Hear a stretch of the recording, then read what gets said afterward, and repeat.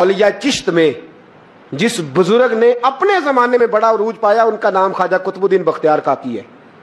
سب بولیے رحمت اللہ تعالی علیہ. خواجہ قطب الدین یہ شہزادے تھے اور مرید ہوئے تو خواجہ معین الدین صاحب کے ساتھ ہی آ گئے دلی میں. خواجہ معین الدین صاحب کی بھی کیا بات، عطائے رسول ہند الولی، اور ان کے مرید تھے بابا فرید الدین گنج شکر رحمت اللہ علیہ. اور مجھے اللہ جانتا ہے مجھے عشق کی حد تک پیار ہے بابا فرید صاحب سے، بڑا میرا درد ان کے ساتھ. اور میں جتنا اس صوفی کو پڑھتا ہوں کم ہی لوگوں کو میں نے پڑھا ہے. حضرت بابا فرید کے پیر اور خواجہ معین الدین صاحب کے خلیفہ کیا نام ہے؟ خواجہ قطب الدین. مکتب میں پڑھنے گئے نا پہلے دن، 4 سال کی عمر تھی تو قاری صاحب نے الف با تا سا پڑھایا تو انہوں نے 15 سپارے قرآن پاک کے سنا دیے. تو کہنے لگے بیٹا تجھے کیسے آئے؟ کہنے لگے میری اماں 15 سپاروں کی حافظ ہے، وہ سارا دن قرآن پڑھتی رہتی تھی، مجھے سن سن کے یاد ہو گیا ہے. جب بالا نگالا یاد ہو سکدیاں نے تو قرآن پاک بھی یاد. اللہ خیر کرے، شرط یہ ہے کہ ہم گھر میں قرآن پڑھیں، بچوں کو سن سن کے بھی یاد ہو ہی جاتا ہے. خواجہ قطب الدین اتنا عروج پایا اس شیخ کامل نے کہ وقت کا بادشاہ بھی مرید ہو گیا. سلطان شمس الدین التمش مرید تھا، دلی کا بادشاہ بھی مرید تھا. اجمیر کا بادشاہ خواجہ معین الدین صاحب کا مرید نہیں ہوا، نہ پاک پتن کا بادشاہ بابا فرید کا مرید ہوا. لیکن خواجہ قطب صاحب کو اللہ نے یہ عظمت بھی دی، یہ شان ہے نا. اگرچہ صدقہ سارا خواجہ معین الدین کے قدموں کا ہی تھا، لیکن دلی کا بادشاہ مرید ہوا، اور اتنا اعلیٰ مرید ہوا کہ جب خواجہ قطب الدین صاحب کا وصال ہوا تو 3 شرطیں لگائی تھی. فرمایا میرا جنازہ وہ پڑھائے، جب سے توبہ کیا پھر اس کا سینے بد حرام کے لیے نہ کھلا ہو، اور جب سے توبہ کیا پھر لقمہ حرام اس کے گلے سے نہ گزرا ہو، اور جب سے توبہ کیا پھر کبھی نماز تہجد بھی قضا. بڑے بڑے صوفی میری طرح کے گردن جھکا کے کھڑے ہو گئے. 7ویں صف سے دلی کا بادشاہ نکل آیا، کہنے لگا پیرا ساری زندگی میں نے پردہ داری سے عبادت کی تھی، تو جاتی دفعہ مجھے بے نقاب کر گیا ہے. اتنا بڑا انہوں نے شخص تیار. اور حال یہ تھا، لوگ کہتے ہیں کہ فلانا آدمی امیر آدمی ہے تو حضرت صاحب کا تعلق پیر صاحب کا تعلق زیادہ ہے، تو اس کی عمارت نہ دیکھ، کبھی کبھی اس کی پرہیزگاری بھی دیکھ، اس کی خدمت گزاری بھی دیکھ. خواجہ قطب الدین صاحب پہ بھی الزام لگتے رہے. ایک الزام یہ بھی لگا کہ قریب چلے گئے. ہوا کیا، جب بادشاہ مرید ہوا تو کہنے لگا حضرت جی میں نے بادشاہی نہیں کرنی، میں نے اب خانقاہ میں رہنا ہے. تو فرمایا بیٹا تو چھوڑ دے گا تو کوئی ظالم بیٹھ جائے گا. تو حضور پھر کیا حکم ہے؟ فرمانے لگے تو نے کرنی ہے. تو کہا حضور آپ وہ کہاں ہوتے ہیں، میں کہاں ہوتا ہوں، دل ہی نہیں لگتا. آپ فرمانے لگے میں ڈیرا اٹھا کے تیرے قریب لے آتا ہوں. خواجہ صاحب 1 کلومیٹر کے فاصلے پر ڈیرا اٹھا کے لے آئے. فرمانے لگے میں تیری تربیت کرتا رہوں گا، تو مخلوق کا بھلا کرتے رہنا. صلی اللہ علیہ، تو حضور کی امت کا اللہ اکبر. وہ قریب، اس وقت بھی لوگوں نے بڑی باتیں کی کہ دیکھو جی بادشاہ تھا نا تو پیر صاحب بھی نیڑے آ گئے. لوگ دیکھتے نہیں کہ اصل بات کیا ہے. خیر وقت گزر گیا، بادشاہی مرید ہو گیا تو پھر دلی سارے میں اسلام، اتنا عدل انصاف. ہندوؤں کو بات پسند نہ آئی، انہوں نے کچھ مسلمان خرید لیے.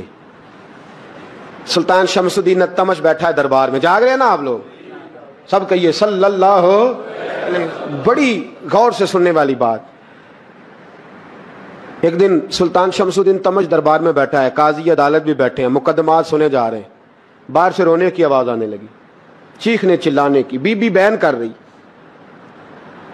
کیا ہو گیا کیا ہو گیا. وہ ٹال لگے ہوتے تھے بادشاہوں کے، وہ بجنے لگے، زور ہونے لگا. بادشاہ نے کہا اس فریادی کو جلدی بلاؤ. وہ اندر عورت آئی تو چیخ چیخ کے رو رو کے اس نے اپنے کپڑے پھاڑ پھاڑ کے، برا حال، 2 مہینے کا بچہ. لوگ اس کی آہو زاری پر اس کی طرف متوجہ. بی بی کیا ہوا، پانی پلاؤ بٹھاؤ، یہ کیا ہو گیا. کہنے لگی لٹ گئی، عزت برباد ہو گئی، تباہ کر دی گئی. میں کیا ہوا؟ کہنے لگی بادشاہ ایک شخص میرا غیر شرعی خاوند بنا، پھر مجھے حمل ہوا، پھر میری گود میں یہ بچہ ہے 2 مہینے کا.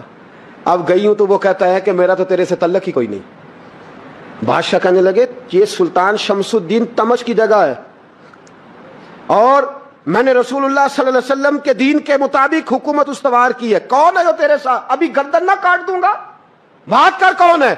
کہنے لگی تو کچھ بھی نہیں کرے گا، کوئی کچھ نہیں کر سکتا. لوگ کلمے چھوڑ کے بیٹھ گئے، توجہ ادھر ہو گئی. پراپوگنڈے بڑا اثر کرتے ہیں معاشرے پہ. رنگ ایسا عجیب ہے، انداز ایسا عجیب ہے. फरमाया बात तो कर। उस औरत की आवाज गूंजी तो हालात ही खराब हो गए। कहने लगी बादशाह हौसला पैदा कर सुनने का। कहा तू बात कर। कहने लगी मेरे गोद में जो बच्चा है ये कुतुबुद्दीन बख्तियार काकी का है, ये तेरे पीर की नाजायज औलाद है। उठाओ, प्रोफेसर सलीम चिश्ती ने PhD की है, वो लिख रहे हैं इस वाक़े को। तेरे पीर का नाजायज बच्चा है। हाथ कांपने लगे बादशाह के। कहने लगे या अल्लाह, कभी तू कयामत बर्पा कर दे तो मामला ठीक हो जाए, मैं तेरी जुबान खींच दूंगा तेरी गर्दन। तूने बात कैसे की? कहने लगी मैंने कहा था ना तेरे अंदर हौसला नहीं, मेरी इज्जत तार तार हो गई और तू पीर बचा रहा है। अल्लाह अकबर। सुल्तान शमसुद्दीन तमश आसमान की तरफ देख के कहने लगे मौला, मुझ मुजरिम को जिसकी बरकत से उठा के तूने मस्जिद में पहुंचाया, आज मुझे तूने किस इम्तिहान में डाल दिया? ये क्या रंग तूने जिंदगी का बनाया है? कहने लगी बुला उसे, उड़ाब गर्दन। अल्लाह अकबर। ख्वाजा कुतुबुद्दीन बख्तियार काकी, जरा उस जगह पे अपने आप को खड़ा करके देख मेरे दोस्त। जो शख्स दिल्ली के बाजार में निकले तो दुकानें बंद हो जाएं, औरतें घरों में घुस जाएं, जिसके नाम पर चर्चे हों दीन के, वो शख्स लाठी टिकाता टिकाता। उर्स मनाने आसान है, ढोल ढमक्के करके घरों को जाना आसान है, पर जरा इनकी राहों का मुसाफिर तो बन इन्होंने अंदाज क्या इख्तियार किया। हजरत ख्वाजा कुतुबुद्दीन बख्तियार काकी खबर फैल गई। इतनी शोहरत पाकीज़गी की नहीं हुई थी जितनी इस जुर्म की हुई। लाठी टिकाते टिकाते जब पहुंचे ना बादशाह के दरबार में, बादशाह उठने लगा, काजी उठने लगा, लोग उठने लगे, तो कुतुबुद्दीन बख्तियार काकी की आंखों में आंसू आए। मानने लगे बेटो बैठ जाओ, आज मैं पीर बन के नहीं आया, मैं मुजरम बन के आया। और कहा मेरे मालिक का इंसाफ भी देखो, दिल्ली का पीर आज दिल्ली की अदालत में अपने ना करदा जुर्म की सफाई देने आया है। बड़ी लाठी पे टेक लगाई।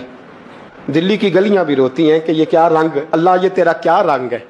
ये ते मैं गुड्डी ते हथ डोर सजन दे, ओ जिंज रखे उंज रहना है, वाजिब नहीं जे विच शरीयत, मंदा खसम नू कहना ए तन मेरा कंगी होवे।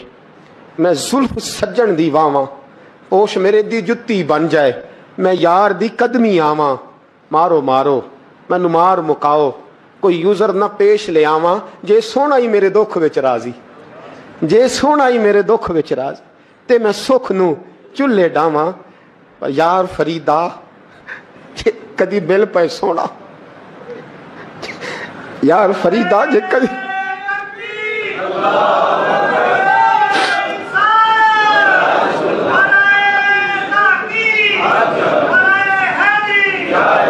जे कदी मिल पे सोना, बस ओनू रो रो हाल सुनावा। टेक लगाई है। कहने लगी बीबी बोल दे गवाही। कहने लगी बीबी रब जानता है, रब का रसूल जानता है, पर मैं तुझे नहीं जानता, तू कौन है? कहने लगी अच्छा, वो लोगों को भेज के तहज्जुद के बहाने पिछले दरवाजे मुझे अंदर बुलाना, रब तेरा भूल जाना। फिर रोने लगी, फिर मकर करने लगी। मुझे बताइए ऐसा कोई मुकदमा हो तो लोग क्या कहते हैं? यकदम हालात बदलते हैं कि नहीं बदलते? दिल्ली का माहौल ही बदल गया, सारा सारा रंग ही बदल गया। औरत तो हिंदू थी, उसने तो झूठ मूठ के कलमे भी पढ़ रखे हैं। अल्लाह अकबर। ख्वाजा साहब पूछते हैं गवाह है कोई तेरे पास? तो 4 कलमा पढ़ने वाले खड़े हो गए। अल्लाह करे कलमा पढ़ने वाले बिका ना करें, आमीन तो कहें। तो खड़े होके कहने लगे हाँ हमने आते भी देखा है, जाते भी देखा है। ख्वाजा कुतुबुद्दीन साहब ने नजर उस्मान की तरफ उठाई, कहने लगे अच्छा जो तेरी मर्जी, मैं गुड्डी ते हथ डोर सज्जन दे, वो जिंज रखे उंज रहना है, वाजिब नहीं विच शरीयत, मंदा खसम नू कहना। कहने लगे सुल्तान यार एक रात की मोहलत नहीं दे देता? मैं सवेरे, सुल्तान भी रो पड़ा कि पीर साहब मैं नौकर और मैं मोहलतें, अच्छा हुजूर जैसे मर्जी। बाहर निकले। खादम कहने लगा हुजूर सवारी पे बैठ जाएं। तो मानने लगे नहीं यार आज पैदल जाना है। इस दिल्ली के चौकों ने मुझे बड़ी सलामियां दी है, जरा मैं देखूं तो सही दिल्ली के बाजार मेरी रसवाई पे क्या कहते हैं, मुझे जरा ये पत्थर भी खाने दे, इनका जायका भी। पैदल गए, दुनिया सो गई तो दिल्ली के बादशाह ने अजमेर की तरफ मुंह किया। ख्वाजा मोइनुद्दीन हयात थे। बेखबर हो जो गुलामों से वो आका क्या है, बेखबर हो जो गुलामों से वो मुंह किया। कहने लगे मोइन उद्दीन मैं कोई लवारस तो नहीं ना, मैं कोई लवारस हूँ कि यहाँ जो मेरे साथ मर्जी हो जाए, तेरी मजबूरियां दुरुस्त मगर तेरा वादा था साथ देने का वक्त आया है। मैं कोई लवारस नहीं कि अब तू अजमेर में बैठा रहे और मैं दुख सारा अकेले बर्दाश्त करूं। बुढ़ापे का मुझे भी पता है, कमजोरी का मुझे भी पता है, ज़ोफ का मुझे भी पता है, पर तत्ती थोड़े थकड़े खानदड़ियाँ, मैं भी तो तेरे नाम तो मुफ्त भी खानदड़ियाँ। मुझे भी तो पता है ना, मनम गुलाम ने अली हैदरियम कादरियम तमज़े अहमद रजा खामी जन्म। मैंने भी तो अपना नाम नहीं ना जपा, तेरा ही जपा है सारी जिंदगी। ये लफ्ज कहे, कहते मैं रोया, आंख लगी तो हजरत ख्वाजा मोइनुद्दीन साहब ख्वाब में मिले। कहने लगे कुतुबुद्दीन मेरा इंतजार करना, मैं पहुंच रहा हूं, मेरा इंतजार करना, मेरा इंतजार। क्या कहा मियाँ साहब ने? कहते हैं माली दा कम पानी देना, फल कच्चे होण या पक्के, ये पीर मुरीद दे सिर ते ही रहिंदा है, झूठे होण या सच्चे। मैं आया, फिक्र ना करना। हजरत सवेरे उठे, फिर गए अदालत, फिर कहा ना भाई प्रोटोकॉल, मुजरिमों का प्रोटोकॉल नहीं होता, मैं अकेला जाऊंगा। जिसके आगे पीछे नारे होते तने तनहा। 2-4 मिनट ज्यादा ले लूं आज आप हजरात। कहते मैं पहुंचा अदालत और जाके जब कहा ना कि हाँ जी हुजूर बताइए, गवाह भी खिलाफ है, मुकदमे बोले, तो कहने लगे मुझे मेरे शेख ने हुक्म दिया है कि मेरा इंतजार करना। फिर वो जो बातें करने वाले थे कहने लगे जी कौन गया था अजमेर, कौन आया वहां से, हमें रूहानी बातें ना बताई जाएं, यहां से तो एक दिन में पहुंचा नहीं जा सकता, ट्रेन भी 36 घंटे लेती है दिल्ली से जाने में। तो कहा यह कैसे हो सकता है, कोई रात को रात आपको खबर हो गई, आप केस को लंबा ना करें, बादशाह मुरीद है, लगता है कि ये रातों रात भगा देगा पीर को। इतनी बातें ख्वाजा साहब ने सुनी। जब बेगुनाह आदमी को ये बातें सुननी पड़ती हैं फिर दिल बड़ा टूटता है, फिर बड़ी तकलीफ होती है। हजरत कहने लगे यारो तुम्हारी मर्जी। शमसुद्दीन तमश की आवाज गूंजी, फरमाया जैसे इन्होंने कहा है वैसे किया जाएगा। 3 दिन के लिए अदालत बर्खास्त कर दी जाती है। चेम गोइयां होने लगी, फबतियां कसी जाने लगी। तीसरे दिन शाम का वादा था, चौथे दिन अदालत जाना था। कुतुबुद्दीन बख्तियार काकी के पास लोग आके अफसोस करते तो आप बोलते नहीं, यहां तो लोग सफाइयां देते बोलते नहीं। फरमाते यार मैं गुड्डी ते हथ डोर सजन दे, ओ जेंज रखे, मैं उंज ही रहना है, जैसे उसकी मर्जी वैसे। जेड़ियां गुड्डियां आप पे उड्डियां हो ना चढ़न ऊंचाइयां, ओही गुड्डियां उच्चियां उड्डियां जेड़ियां साइयां आप चढ़ाइयां। फरमाया ठीक है, जैसे वो रखे मैं राजी हूं। अल्लाह अकबर। तीसरे दिन की मगरब का वादा था। जब मगरब का सूरज डूब गया ना, बड़े काफिले अजमेर से आए पर मोइनुद्दीन ना आया। वादा किया था यार ने, आऊंगा दिन ढले। वो ख्वाजा गुलाम फरीद साहब रहमतुल्लाह ताला अलैह फरमाया करते थे ना, कौवा खाने लगा आंखें तो कहने लगे कागा ये तन सारा ही खाइयो, मेरा चुन चुन खाइयो मास, मेरे 2 नैन ना खाइयो, मैनू पिया मिलन दी आस। ने कहा सारा खा जा, आंखें छोड़ दे। उसने कहा था मैं आऊंगा, इंतजार लंबा हो गया है पर मेरी उम्मीद तो नहीं ना टूटी। मगरब की अजान हुई तो लोग कहने लगे लो जी आप बस हो गई। ख्वाजा कुतुबुद्दीन साहब ने अल्लाह अकबर कह के मगरब की जमात जब मैदान में खड़ी की तो अपनी भी चीख निकल गई, आई नहीं। लेकिन जब नमाज का सलाम फेरा तो ख्वाजा मोइनुद्दीन साहब की 2 रकतें अभी बाकी थी।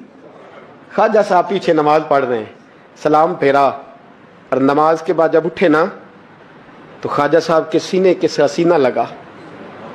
तो कहा हजरत जी मैं शहजादा था, आपने कहा था खुश्क रोटी खाना तो मैंने खुश्क खाई है, आपने कहा था फाके करना तो मैंने किए हैं, आपने कहा वतन वापस नहीं जाना तो मैं नहीं गया। हुजूर इस इम्तिहान का आपने बताया ही नहीं था कि मुझे बता जाते, अब इस सफेद दाढ़ी से मैं जवाब देता फिरूं। ख्वाजा मोइनुद्दीन साहब ने झिड़का, पीछे हट, तू ज्यादा इज्जत वाला है कि यूसुफ ज्यादा इज्जत वाला था, तू ज्यादा मकाम वाला है कि आयशा ज्यादा मकाम वाली थी, चुप कर, ये कुछ सूफिया का तरीका है, चुप कर। अर्ज की हुजूर गलती हो गई, मैं पहले नहीं रोया, तू मिला है तो रोया हो, मैं पहले नहीं तड़पा, मैंने शिकवा नहीं, तू मिला है, अपना ही को मिले तो दुख याद आते हैं ना। पर मैं चुप कर, जा सुल्तान से कह दे सवेरे नमाज के बाद अदालत लगा दे।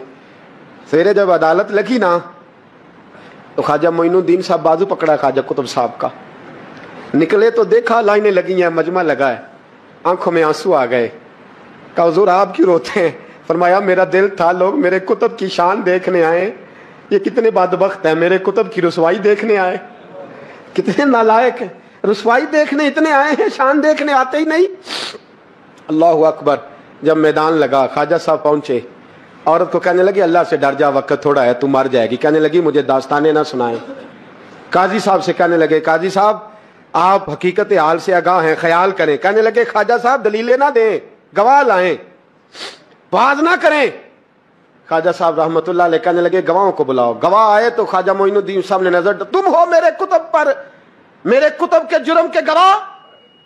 ان کی زبانیں کانپنے لگی، ہاتھ کانپنے لگے، میں بولتے کیوں نہیں؟ جب ان کی نظریں جھکی تو بادشاہ کہنے لگا اگر اب تم نے گواہی نہ دی تو تمہیں میں مجرم بنا کے 80 کوڑے ماروں گا۔ کہنے لگا جی دیکھا ہے، جی دیکھا ہے ہم نے تہجد کے وقت۔ جب سب گواہیاں پوری ہو گئیں، عورت بھی تڑپ رہی ہے، رو رہی ہے، 2 مہینے کا بچہ گود میں ہے۔ اب بولیے بولیے، علماء ظواہر بھی کھڑے ہیں، حسد کرنے والے جلنے والے بھی کھڑے ہیں، ہندو تو ویسے ہی تالیاں بجا رہے ہیں۔ اجمیر کا بوڑھا، اور یہ آخری پھیرا تھا خواجہ معین الدین کا دلی میں، اس کے بعد ظاہراً دوبارہ نہیں آئے۔ اٹھے لاٹھی ٹکاتے ٹکاتے اور میدان کے اندر جا کے نا، بڑے میدان میں مجمع تھا، سر سجدے میں رکھا، کہنے لگے یا اللہ میں ہندوستان مرضی سے نہیں آیا، تیرے رسول کا بھیجا آیا ہوں۔ پھر اٹھے اور کہنے لگے مولا تیرے نبی کا فرمان ہے کہ میری امت کے علماء بنی اسرائیل کے نبیوں کی طرح ہوں گے، اگر یوسف کے لیے بچہ بول سکتا ہے تو میرے کتب کے لیے بھی بولنا چاہیے، اگر یوسف علیہ السلام کے لیے بول سکتا ہے تو میرا کتب الدین بھی سچا ہے، اس کے لیے۔ پھر اٹھے اس بی بی کی طرف بڑھے، لوگ کہنے لگے نہ جانے اب کیا ہوگا۔ جب اجمیر کے بادشاہ نے، عطا رسول نے، ہند الولی نے، امام الاولیاء نے کپڑا کھینچا اور کہنے لگے وہ بچے تو جانتا ہے نا تیرا باپ کون ہے، 2 مہینے کا بچہ۔ جب نانا بولا تو بی بی کہنے لگی اب کیا کر رہے ہو، بچے بھی کبھی بول رہے ہیں۔ میں بی بی چپ کر، ان اللہ علی کل شیء قدیر، میں کمزور رب کا ماننے والا نہیں، قدرتوں والے رب کا ماننے والا ہوں، وہ چاہے تو بچے بھی بولتے ہیں۔ قرآن کہتا ہے حضرت عیسیٰ بولے تھے انی عبداللہ آتانی الکتاب، مریم بھی تو ولی اللہ تھی، وہ نبی تو نہیں تھی۔ اگر ولی اللہ بنی اسرائیل کا ہو بچہ بول سکتا ہے، تو اگر ولی اللہ محمد عربی کی امت کا ہو تو بچہ پھر بھی بول سکتا ہے۔ یوں کپڑا ہٹایا، بچہ بول، 2 مہینے کا بچہ ماں کی گود میں اٹھ کے بیٹھ گیا اور بچہ بول کے کہنے لگا السلام علیکم یا ولی اللہ۔ جب یہ لفظ ادا کیے تو نعرے لگنے لگے، لوگ رونے لگے، بی بی بے ہوش ہو کے گری، فرمانے لگے مجھے سلام نہ کر، میرے کتب کی بات بتا۔ کہنے لگا قسم ہے اللہ کی عزت کی، وہ سامنے مجمع جو سردار بیٹھا ہے وہ میرا باپ ہے، قطب الدین تو بے گناہ ہے، قطب الدین تو بے گناہ ہے، میرا باپ تو وہ بیٹھا ہے۔ یہ قاضی بھی سازش میں شریک ہے، کئی مسلمان خریدے گئے، یہ گواہ خریدے گئے۔ جب گواہی ہو گئی، بچہ یہ لفظ کہہ کے اللہ اکبر کہتا ہوا پھر چپ کر گیا۔ خواجہ قطب الدین صاحب کا بازو پکڑا، خواجہ معین الدین صاحب نے مجمع سے باہر نکلے، لوگ کہنے لگے حضور آپ کچھ بولتے نہیں۔ فرمانے لگے جس نے بولنا تھا وہ بول چکا ہے، جس نے بولنا تھا وہ، جو جادو وہ جو سر چڑھ کے بولے۔ فرمایا تم نے افواہوں پہ نظر رکھی اور میں نے اللہ کی قدرت پہ نظر رکھی، تم نے اس کے کردار کو جھنجھوڑا اور میں نے اس کے کردار کو تعمیر کیا۔ حضرت سلطان شمس الدین تمش بھی پیچھے دوڑے، کہا حضور کہاں لے جا رہے ہو؟ فرمایا کتب میرا ہے، میں جمائر ساتھ لے کے جا رہا ہوں، اب میں نے اپنا بچہ تمہارے سپرد، اب میرے پاس رہے گا، تم نے ستایا میری اولاد کو، اب یہ میرے پاس رہے گا، میں نے نہیں تمہیں دینا۔ لوگ راہیں بچھا کے، نظریں بچھا کے بیٹھ گئے، پاؤں میں گر گئے، کہنے لگے حضور ہمارے لیے نہیں، رسول اللہ کے دین کے لیے، ہمارے لیے نہیں، تعمیر شریعت کے لیے، ادائے سنت کے لیے چھوڑ جائیے۔ خواجہ صاحب کہنے لگے قطب الدین جا، تجھے چھوڑ کے جاتا ہوں، اب قیامت تک کوئی تیری رسوائی کی جرت نہیں کر سکے گا۔ عزیز یاد رکھ، نہ افواہوں پہ لگا کریں، نہ کسی برادری، کسی قوم، کسی شخص کے بارے میں ایسی باتیں۔ یہاں تو لوگ گھڑ گھڑ کے چیزیں لاتے ہیں، گھڑ گھڑ کے چیزیں لاتے ہیں، اور جن کی ہیں ان کے پاس بڑے دلائل ہیں۔ حضرت اسلم بن شریح رضی اللہ تعالیٰ عنہ ایک صحابی تھے، ان کے ذمہ میں یہ کام تھا کہ نبی پاک صلی اللہ علیہ وسلم کے گھوڑے پہ کجاوا باندھنا ہے۔ وہ رات کو حاضر بارگاہ ہوتے تو عرض کرتے یا رسول اللہ صلی اللہ علیہ وسلم صبح کہیں جانا تو نہیں؟ حضور فرماتے جانا ہے۔ وہ ٹائم پوچھ لیتے اور اس سے پہلے پہلے آ کے گھوڑے پہ کجاوا باندھ دیتے۔ ایک دن رات کو عرض کرنے لگے یا رسول اللہ صلی اللہ علیہ وسلم صبح کہیں جانا ہے، تو محبوب نے فرمایا فجر کی نماز کے فوراً بعد جاؤں گا۔ سرکار نے نماز پڑھائی، تکمیل نماز پر حضور باہر تشریف لائے تو گھوڑے پر واقعی کجاوا بندھا تھا، سرکار تشریف فرما ہوئے اور کریم رسول صلی اللہ علیہ وسلم تشریف لے گئے۔ حضور جب واپس آئے تو فرمایا اسلم بن شریک کو بلاؤ، وہ حاضر خدمت ہوئے۔ ایسی بات کی اللہ کے محبوب نے کہ وہ رونے لگے۔ حضور فرمانے لگے یار آج کجاوا تم نے نہیں باندھا، تو رو پڑے، کہنے لگے محبوبہ میرا باندھنا اتنا قبول ہے کہ آپ کو یہ بھی پتہ ہے کہ یہ طریقہ اس کا نہیں، اتنی قبولیت میری کہ آپ یہاں تک خیال فرماتے ہیں، یہ اس کا سٹائل نہیں۔ فرمایا تم نے نہیں باندھا۔ اب جو صحابی نے جواب دیا وہ نہ کسی آیت میں آیا نہ سرکار نے کہیں بیان کیا، لیکن ان کا جواب سنے۔ عرض کرنے لگے یا رسول اللہ صلی اللہ علیہ وسلم صبح جب میں نماز کے لیے اٹھا تو مجھ پر غسل فرض تھا، اب اگر میں غسل کرتا تھا تو مجھے تکلیف بھی ہوتی تھی ٹھنڈے پانی سے، اور آپ کا حکم ماننے میں دیر بھی ہوتی تھی، یہ بھی بے ادبی ہے، اور یا رسول اللہ میرا ادب مجھے اجازت نہیں دیتا تھا کہ میں بغیر غسل کے آپ کے گھوڑے کو بھی ہاتھ لگاؤں۔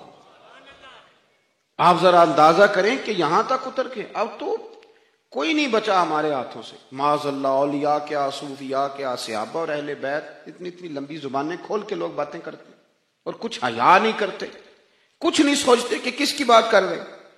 میں تو آپ یقین کریں کبھی کبھی غصہ آتا ہے، بندہ بات کر رہا ہو نا جی وہ فلاں آدمی نے، میں نے کہا تیری اوقات ہے، تجھے پتہ ہے تو کس کی بات کر رہا ہے؟ تیری زبان اس قابل ہے تو ان کا نام لے، تذکرہ کرے، شرم نہیں آتی لوگوں کو؟ اور اتنے اتنے بڑے لوگوں کے بارے میں تو جناب ابو بکر کے بارے میں بات کرتا ہے، حضرت عمر کے بارے میں بات کرتا ہے، تو اس عثمان کے بارے میں بات کرتا ہے جنہیں میرے نبی پاک نے فرمایا تھا میری 40 بیٹیاں بھی ہوتی ہیں ایک کے بعد انتقال کرتی رہتی، میں ساری عثمان غنی کو دے دیتا۔ تو سیدہ فاطمہ الزہرا کا تذکرہ کر رہا ہے، تو دوڑ کے ادھر چلا جاتا ہے، بھاگ کے ادھر آ جاتا ہے۔ کیا تماشا بنایا ہوا، یہ انداز ہے، یہ آداب ہے۔ آپ نے ناراض نہیں ہونا، مجھے بلایا جو ہے آپ نے اب تقریر کے لیے، تو میں نے کرنی تو ہے نا۔ ہماری محفلوں میں کوئی طریقہ نہیں تھا کہ کچھ شخص آئے تو پھر اس کے پاس موبائل ہوں اور وہ محفل سے زیادہ وہ اپنی سیلفی پہ توجہ دے، یہ سٹیٹس ہی نہیں تھا۔ ہمارے تو شاہ عبد العزیز صاحب محدث دہلوی رحمۃ اللہ علیہ فرمایا کرتے ہم تو سرکار کی محفل میں اس طرح جا کے بیٹھتے ہیں جس طرح اپنے محبوب کے سامنے بیٹھے ہوئے۔ ہمارا تو انداز ادب والا، اکرام والا، احترام والا، سمٹا ہوا لب و لہجہ، شاندار انداز، بڑوں کا ادب، بزرگوں کا ادب، سفید داڑھی والوں کا ادب، امام صاحب کا ادب، استاد صاحب کا ادب۔ اپنی زندگی میں کبھی بھی بے ادبی نہیں کریں۔ وہ کچے لوگ ہیں جو بے ادبیاں کرتے ہیں، جو اپنا مزاج خراب کر لیتے ہیں۔ دیکھیں حضرت اسلم بن شریک نے نبی پاک صلی اللہ علیہ وسلم کی خدمت میں عرض کی یا رسول اللہ میں نے غسل کرنا تھا اس لیے میں نے گھوڑے کو بھی ہاتھ، تو سرکار خوش ہوئے۔ کسی سے ابھی نے نہیں کہا کہ نہ یہ ادب قرآن میں آیا نہ حدیث میں آیا، تم کیوں کر رہا ہے؟ اس کا تو سرکار نے حکم ہی نہیں دیا، لیکن وہ آداب کو سمجھتے تھے۔ کچھ لوگ مسجد نبوی میں آئے سرکار کے وصال کے بعد، حضور کے وصال ظاہری کے بعد مسجد نبوی میں آئے زیارت کے لیے، تو انہوں نے مسجد کے باہر کھڑے ہو کے نا اونچا اونچا بولنا شروع کر دیا۔ مجھے ایک بات بتلائیں، جو لوگ حضور کے مواضع اقدس کے سامنے کھڑے ہو کے مواضع شریف کی طرف پشت کر کے سیلفی لے رہے ہوتے ہیں، وہ اس بات کا احساس نہیں کرتے وہ کہاں کھڑے ہیں، انہیں پتہ ہی نہیں۔ اے پائے نظر ہوش میں آ، یہ کوہ نبی ہے، آنکھوں سے بھی چلنا یہاں بے ادبی ہے۔ کہاں کھڑے؟ حرم کی زمین اور قدم رکھ کے چلنا، ارے سر کا موقع ہے او جانے والے۔ لیکن زیادہ ضروری تو یہ ہے نا کہ میں فٹافٹ ڈالوں کہ پہنچ گیا ہوں۔ زیادہ او خدا کے بندے، تجھے بندوں کو دکھانے کی ضرورت ہے، وہاں 70,000 فرشتے آئے ہیں، آتے ہیں کہ نہیں؟ 70 صبح اور 70، کسی کو شور سنتا ہے؟ بولیں تو صحیح یار، تھوڑا سا بولے، میں نے کچھ بھی نہیں کہنا، میں جانے لگا ہوں۔ کوئی شور سنتا ہے؟ کوئی آواز آتی ہے؟ ظاہر کوہ جنا آہستہ چل، دیکھ آیا ہے کہاں، آہستہ چل۔ میرے عزیز 70,000 کا اجماع ہے، تو جو دکھانا چاہتا ہے کہ لوگوں کو پتا چل جائے میں آیا ہوں، تو 70,000 فرشتے جو تیری مووی بنا کے لے جا رہے ہیں اور رب کریم کی بارگاہ میں عرض گزار ہیں، تیرے لیے گواہیاں دے رہے ہیں کہ آیا ہوا ہے۔ حضرت عمر فاروق کا زمانہ تھا، تو کچھ لوگ آئے مسجد نبوی شریف میں، تو انہوں نے اونچا اونچا بولنا شروع کیا، اونچا اونچا۔ تو حضرت عمر فاروق رضی اللہ تعالیٰ انہوں نے بلایا اور مسجد سے باہر لے گئے، فرمایا کہاں سے آئے ہو؟ انہوں نے کہا ہم طائف کے علاقے سے آئے ہیں. فرمایا اگر تم مدینہ شریف کے رہنے والے ہوتے میں تمہیں دروں سے مارتا. پتہ نہیں تم کہاں کھڑے ہو, اتنی تمہاری آوازیں بلند ہو رہی ہیں, وہ بھی سرکار کے مواجہ شریف پہ, روزہ اطہر پہ. اپنے آداب, اپنا لب و لہجہ. اور میں یہ بھی عرض کر دوں, میں نے پہلے کہا ہے ادب کرنا ہے, شخصیت پرستی نہیں کرنی. ہمارے ہاں نا تیزی سے جو جرم ہونے لگے ان میں ایک جرم یہ بھی ہے کہ وہ ایک تیزی کے ساتھ ماحول بنایا جاتا ہے, تیزی کے ساتھ. تو یاد رکھیں, ادب کریں, اکرام کریں, بولنے میں بھی, چلنے میں بھی, کسی سے ملنے میں بھی, اور تھوڑا سا اپنے آپ کو بچائیں. جب ہمیں تھوڑا بہت موقع مل جاتا ہے نا لکھنے کا, پڑھنے کا, بولنے کا, تو نہ چاہتے ہوئے بھی کچھ ایسے جملے نکلتے ہیں جو ہماری زبان سے ادا نہیں ہونے چاہیے. اور خود سرکار نے فرمایا, بخاری میں موجود ہے, فرمایا کبھی بولتے بولتے تم ایسا جملہ بولتے ہو تمہیں پتہ نہیں ہوتا رب تمہارے لیے جہنم کا فیصلہ کر دیتا. اور کبھی باتیں کرتے کرتے تم ایسی بات بھی کر جاتے ہو کہ تمہیں تو خبر نہیں ہوتی پر مالک کو اتنی پسند آتی ہے کہ اللہ تمہارے لیے جنت کا فیصلہ کر دیتا ہے. تو سوچ کر, سمجھ کر, دھیرے اور اچھے انداز میں. حضرت امام محمد رحمۃ اللہ علیہ شاگرد تھے امام اعظم ابو حنیفہ کے.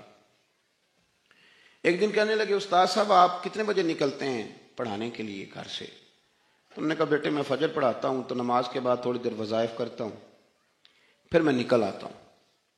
حضرت امام محمد رحمۃ اللہ نے ٹائم سیٹ کر لیا, سمجھ آ گئی کہ یہ اشراق کا وقت ہے, اس وقت استاد صاحب گھر سے چلتے ہیں مدرسے آنے کے لیے. تو جب وہ ٹائم ہوتا نا تو امام محمد رحمۃ اللہ علیہ مدرسے میں کھڑے ہو جاتے. لوگ پوچھتے کہ حضرت آپ کھڑے کیوں ہو گئے؟ فرمانے لگے میرے استاد جی چل پڑے ہیں گھر سے. اور یہ سوء ادب ہے کہ استاد چل رہا ہو اور شاگرد بیٹھا ہوا ہو. ان لوگوں نے ان کے دلوں تک, روحوں تک دین اتار دیا. وہ قال کے نہیں, وہ حال کے لوگ بن گئے. ہمارے ہاں یہ مدارس میں تو الحمدللہ اب بھی بڑی حد تک ادب ہوتا ہے, بڑی حد تک. ہمارے بچے ابھی بھی ہمارے جوتے سیدھے کرتے ہیں, استاد صاحب کی موٹر سائیکل کو ٹاکی مار دیتے ہیں, ابھی بھی ہے. لیکن کالج اور یونیورسٹی کے استاد کی بڑی بری حالت ہے. بچے پوچھتے ہیں کہ اسلامیات والا ہے, انگریزی والا ہے, یہ پوچھتے ہیں. اور پھر اگر وہ کسی وجہ سے ٹیوشن والا کچھ دیر سے آتا ہے تو ہم بچے کو خود کہتے ہیں کہ آنا نہیں اس نے, وہ 5,000 روپیہ نہیں لیتا. وہ استاد ہے, لیکن آپ کیا ٹرین کر رہے ہیں بچے کو کہ وہ 5,000 کا ملازم ہے؟ تو بچہ بھی سمجھتا ہے کہ آنا پڑے گا استاد جی کو, پتہ نہیں میرا ابا 5,000 روپیہ پورا دیتا ہے گن کے. تو یہ ہم معاشرے کے اندر ایک تعفن آج تیزی سے بڑھتا ہوا محسوس کر رہے ہیں. ہمارے منہ میں زبان ہے تو ہم چاہتے ہیں کہ اب یہ چلتی رہے, کسی کا خیال نہ کرے, کسی کا پاس نہ کرے, کسی کا لحاظ نہ کرے. ایک بات کرتا ہوں اور پھر اپنی گفتگو کو سمیٹتا ہوں.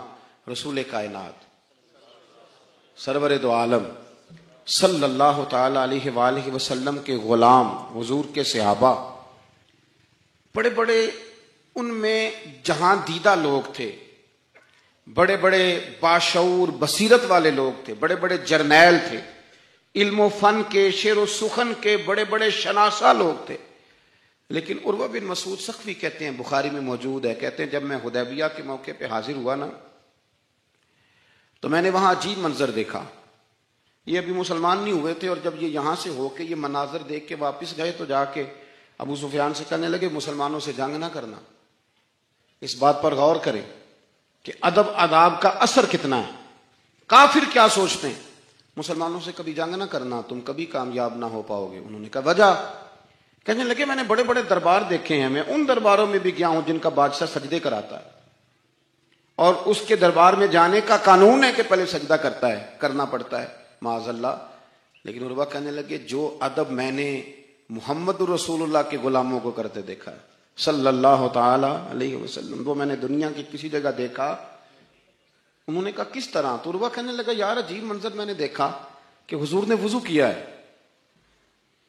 اور منہ میں پانی ڈال کے تو کلی کی ہے, لیکن میں نے دیکھا کہ وہ کلی کا پانی لینے کے لیے ابو بکر صدیق جیسا مالدار بھی لائن میں کھڑا ہے, عمر فاروق جیسا بہترین سپہ سالار بھی لائن میں کھڑا ہے, عثمان غنی جیسے لوگ بھی کھڑے ہیں, مولا علی شیر خدا جیسے دلیر بھی کھڑے, اور بلال جیسے درویش بھی کھڑے, لائنوں میں کھڑے ایک قطرہ پانی کے حصول کے لیے. اور کیا دیکھیں نا, ماں بچے کا ناک صاف کرتی ہے تو یوں کر کے نا گھن کے ساتھ پھینکتی ہے. لیکن عروہ کہنے لگا حضور نے ناک میں سے رینٹ مبارک نکال لیا تو لوگوں نے لے کے اپنے چہروں پہ مال لیا. اور بچا ہوا پانی لوگوں نے نیچے ہاتھ کیے ہوئے ہیں کہ وہ قطرے ہمارے ہاتھوں پہ گرے، اور جس کو وہ قطرہ نہیں ملتا وہ جس کو ملتا اس کے ہاتھ سے اپنا ہاتھ مس کر رہا ہے۔ تو وہ بن مسعود کہنے لگے دیکھو نا، جو اپنے محبوب کا بچا ہوا پانی زمین پہ نہیں گرنے دیتے، وہ دین کا جھنڈا کبھی گرنے دیں گے؟ وہ کبھی گرنے دیں گے؟ تو میرے عزیز اس بات کو اچھی طرح سمجھ لیں کہ جب آپ ادب والے ہوں گے تو پھر کافر ڈریں گے۔ وہ آپ کی ٹیکنالوجی سے نہیں اتنا ڈرتے جتنا نبی پاک کے ادب کی برکت سے ڈرتے۔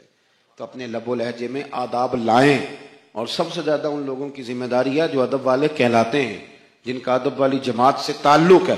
کبھی شدید غصے میں بھی اپنی زبان سے بے ادبی والے جملے نہ ادا کریں، اس لیے کہ وہ ایک دفعہ نکل گئے تو وہ لوٹ کے نہیں آئیں گے۔ دعا انسان کو جینے کا سلیقہ آ جاتا ہے، اسے محسوس ہوتا ہے کہ میں کوئی بڑا بامقصد کام کر رہا ہوں۔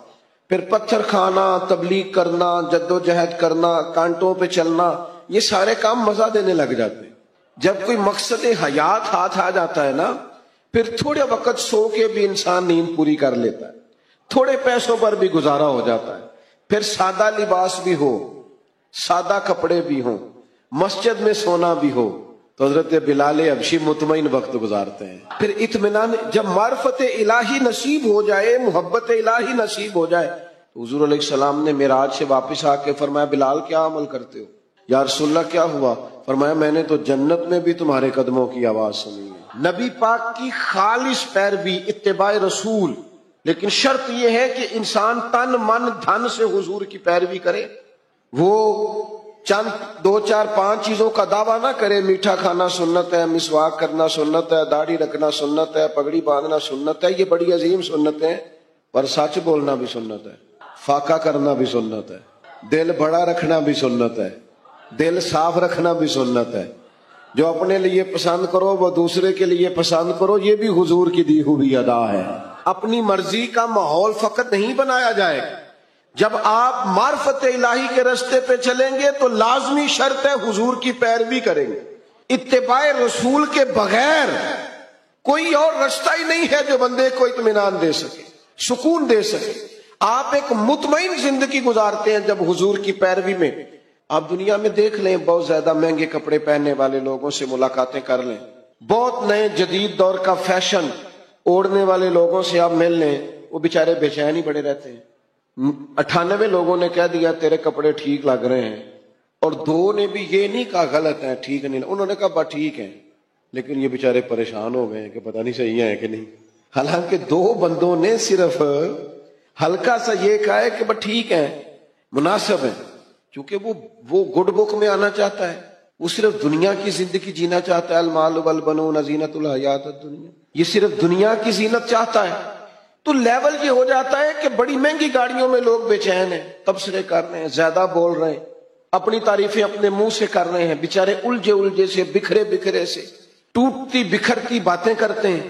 لیکن اگر حضور کی اتباع نصیب ہو، اگر پیروی نصیب ہو، تو حضرت عمر نے دیکھ لیا تھا ایک دفعہ سرکار کو موٹے بان کی چارپائی پہ لیٹے ہوئے، صحیح مسلم بخاری دونوں میں موجود ہے۔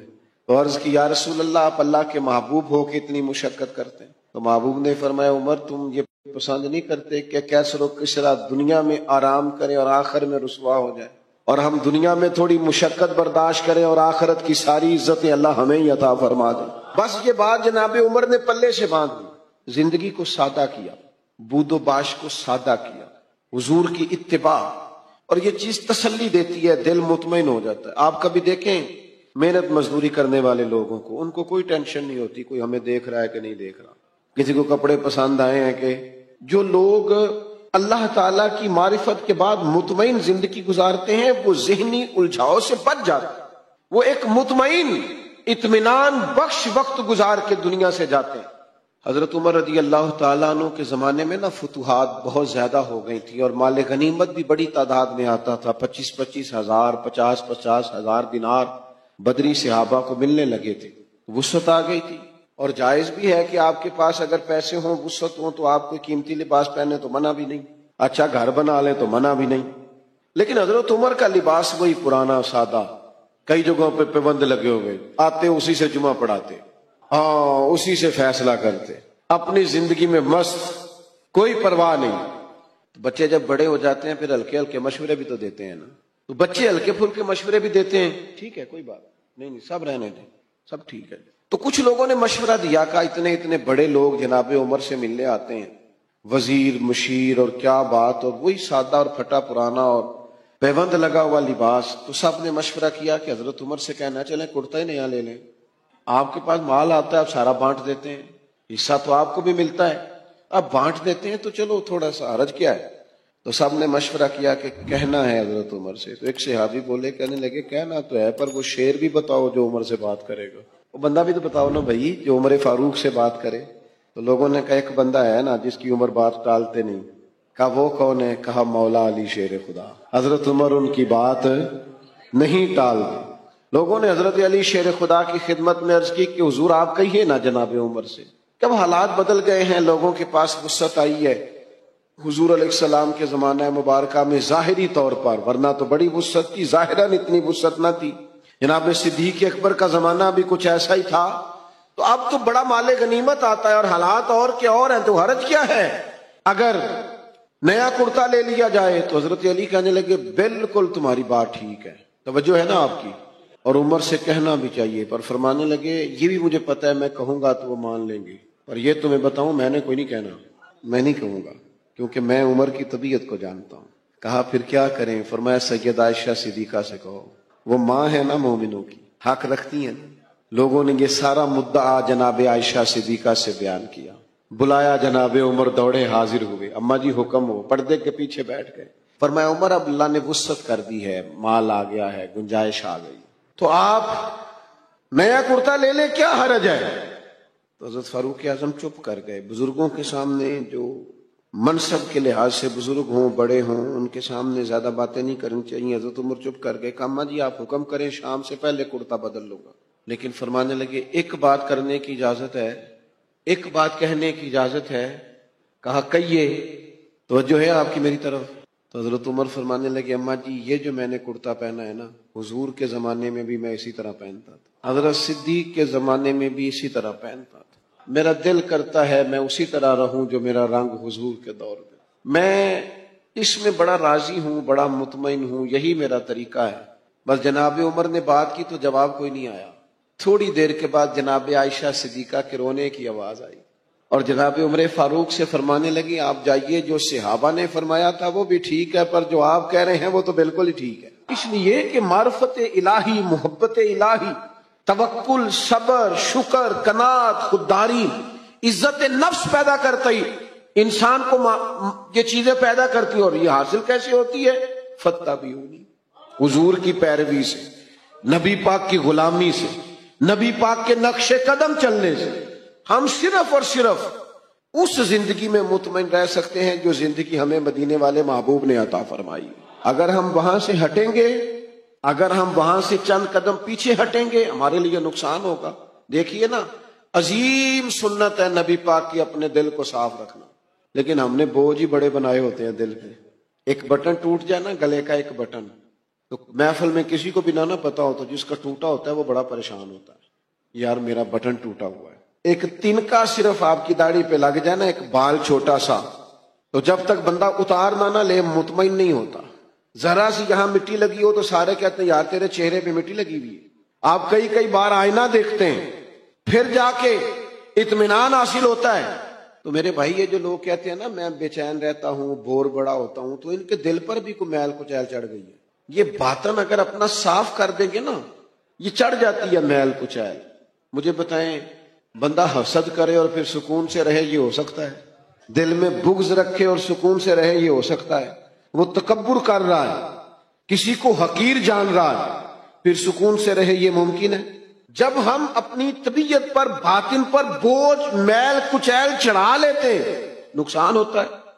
جب دل پوری طرح صاف ہو گیا، پرواہ کوئی نہیں ہے، اللہ کے ہر بندے سے پیار ہے، ہر صحیح العقیدہ کی محبت ہے، ہر ایک کے بارے میں دل میں گنجائش ہے۔